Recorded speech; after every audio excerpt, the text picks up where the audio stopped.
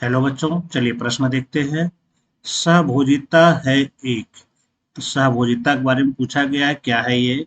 क्या यह अविकल्पी संबंध है, या विकल्पी संबंध है, या परजीवी संबंध है, या फिर असहजीवी संबंध है? तो चलिए जानते हैं इसके बारे में। सबसे पहले इससे संबंधित हम लोग मुख्य अवधारणा जानते हैं कि सहभोजिता क्या है।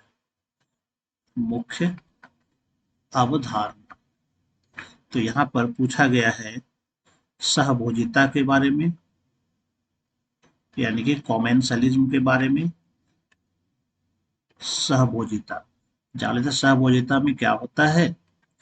दो प्रजाति अथवा जीव के बीच का संबंध होता है। दो प्रजाति के बीच का यह संबंध है जिसमें एक प्रजाति को फायदा होगा, जिसमें एक प्रजाति को फायदा होगा, लाभ होता है, जबकि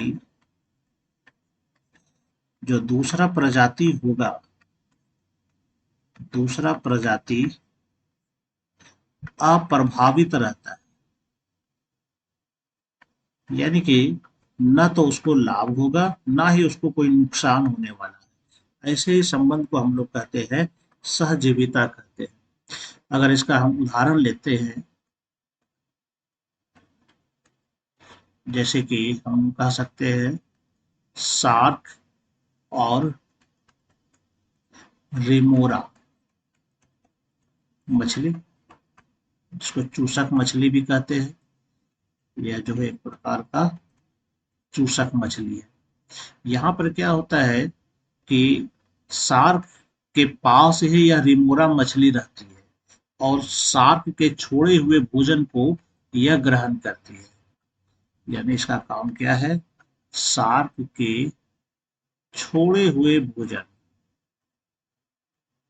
छोड़े हुए भोजन को खाती है।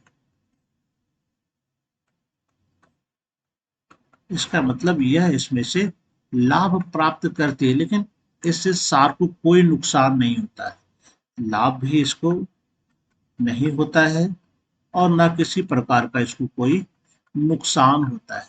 तो ऐसे संबंध को जो हम लोग कहेंगे, वो कहेंगे सहभोजिता का संबंध। यह संबंध क्या हो जाता है? यहाँ पर कहलाएगा सहभोजिता। तो चलिए जानते हैं अब इसके बारे में। विकल्प में जानते हैं कहाँ क्या दिया गया है। पहला विकल्प का था अविकल्पी संबंध। अविकल्पी मतलब इसका कोई विकल्प नहीं होता, ऐसा नहीं है, ये गलत हो जाएगा। क्योंकि विकल्प, यह कहता है कि विकल्प नहीं होता है।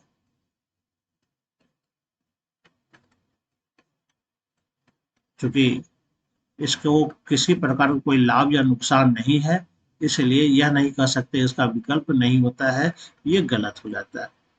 दूसरा विकल्पी संबंध, ये निश्चित रूप से विकल्प होता है। विकल्प इसमें मिलेगा ही। परजीवी संबंध नहीं होगा, क्योंकि परजीवी में क्या होता है, एक को लाभ होता है और दूसरे को नुकसान होता है। यानी कि एक को प्लस होगा और दूसरे को जो है नुकसान होगा, यानी कि माइनस, नेगेटिव। यानी कि एक फायदे में रहेगा एक प्रजाति, दूसरा प्रजाति जो है नुकसान में रहेगा। तो ऐसा संबंध भी ये नहीं है।